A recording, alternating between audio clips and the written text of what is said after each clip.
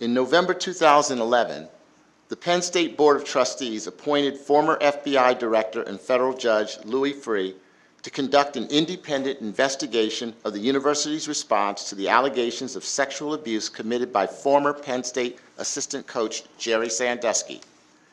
Prior to the appointment, the Special Investigations Task Force, led by Trustee Ronald Tamales and myself, reviewed proposals from numerous law firms and others to conduct the investigation.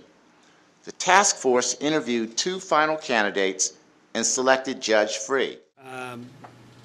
The hiring of Louis Freeh, which I certainly encouraged. In fact, I provided his name. I don't know if others did, but I provided his name. But why wouldn't the Board of Trustees, the group that has paramount accountability for overseeing and ensuring the proper functioning and governance of the university, take the needed time to adequately review this report? We will be closely studying this document as we continue to push forward in identifying and implementing necessary changes across the entire university. The report is new. We're just, seeing it. We saw it for the first time today. You can be sure that we'll be digesting further below the 4 people who were already named who knew what. The report includes some information about individuals, and we have yet to have a chance to explore all of the details on that since we just received it this morning. We do not intend to do an independent review. And can you explain why you don't think that's important? Because that's actually not part of what we commissioned the report for. We commissioned the report so that we could have a set of recommendations for how we could improve our governance. From our initial review, it's clear that Judge Freeh has delivered a comprehensive account that provides needed clarity for our university. And on behalf of Penn State, I thank him and his team for their professionalism and hard work.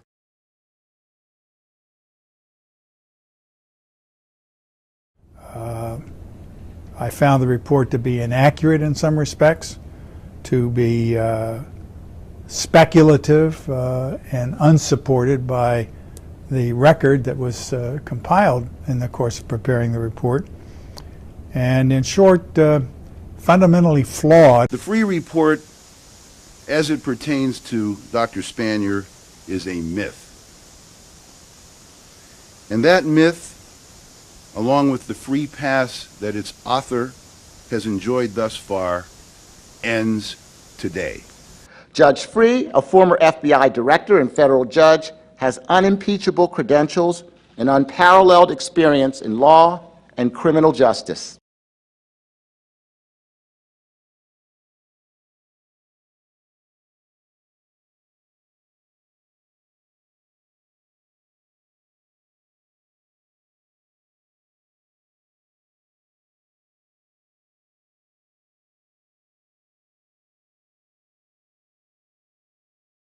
We received a report, and there's been lots of suggestions that we've accepted all 267 pages.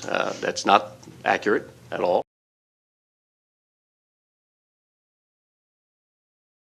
And of course, the Freeh report was commissioned by the Board of Trustees, and the Board of Trustees accepted that report. I would say that that doesn't necessarily mean that members of the Board of Trustees agree with every aspect of the report, but we certainly agree with the recommendations of the report and are moving ahead very swiftly to implement those recommendations. Had a incredibly thorough investigation that the university itself had accepted. We hired an independent investigator to explore and provide his expert opinions and findings. However, the Freeh report, despite what the NCAA consent decree says, is still being reviewed, as we heard here today, and has not been fully accepted. We said that we accepted the Freeh report for the purposes of that consent decree. The reasonable conclusion that we make is that all 4 individuals that I've mentioned, including Mr. Paterno, made a decision to actively conceal the knowledge and the events of February 2011. I can't parse between them degrees of responsibility. What's significant and shocking is that the 4 of them, the most powerful people in Penn State University, made a decision to conceal this information.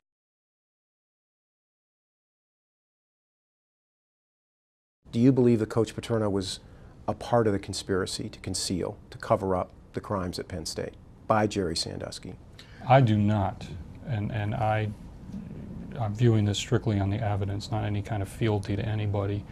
I did not find that evidence. Louis Freeh's, I'm going to use the word theatrics in describing the conclusions, went to motives that I don't think anyone here truly believes.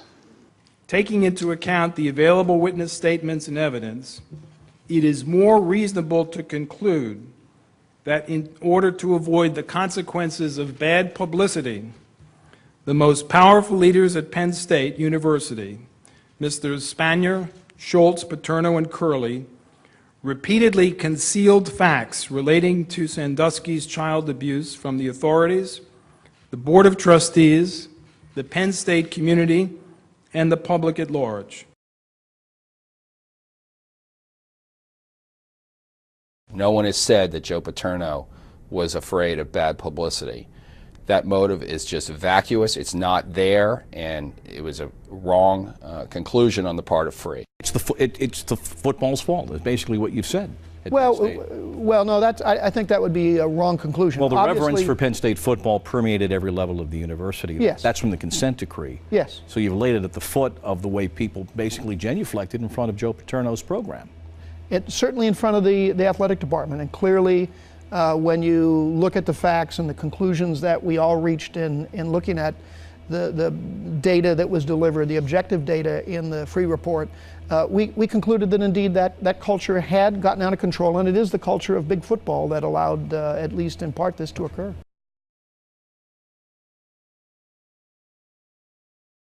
There's certainly a view out there that was articulated in the report that this was all about football, that football was the most important thing, and that if something was going to prejudice the football program, that you ought to exert every effort to keep it under the wraps. Well, there's nothing in the record that indicates that. That's the kind of speculation that we all indulge in from time to time when we think lesser of people.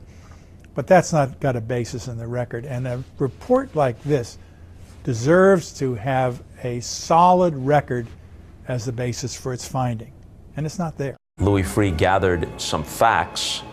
We can't go through each and every one of the facts or assertions, but then he assigned motivations to people, including Paterno, which at best were unknowable and at worst might have been irresponsible. I'm committed to ensuring that our independent investigation be conducted in a thorough, fair, comprehensive manner, leaving no stone unturned and without any fear or favor.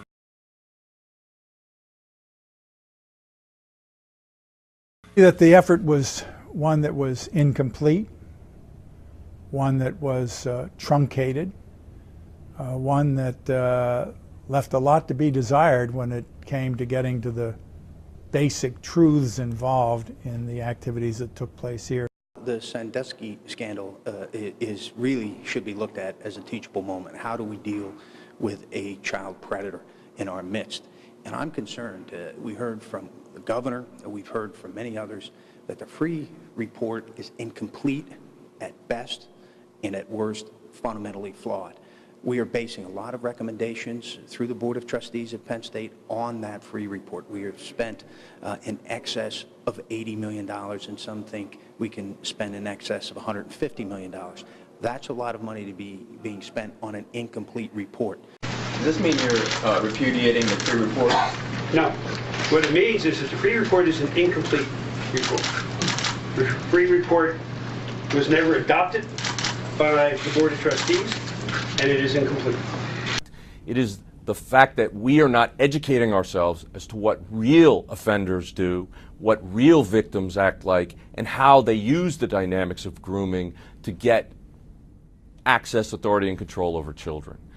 If we don't learn those things, if we don't change our perspective as a country, we are going to continue to let people like Jerry Sandusky offend decade after decade after decade. Because it doesn't matter if it's a little story or a big story. If you get it wrong, it's going to hurt somebody. For the group that has paramount accountability for overseeing and ensuring the proper functioning and governance of the university to take the needed time to adequately review this report.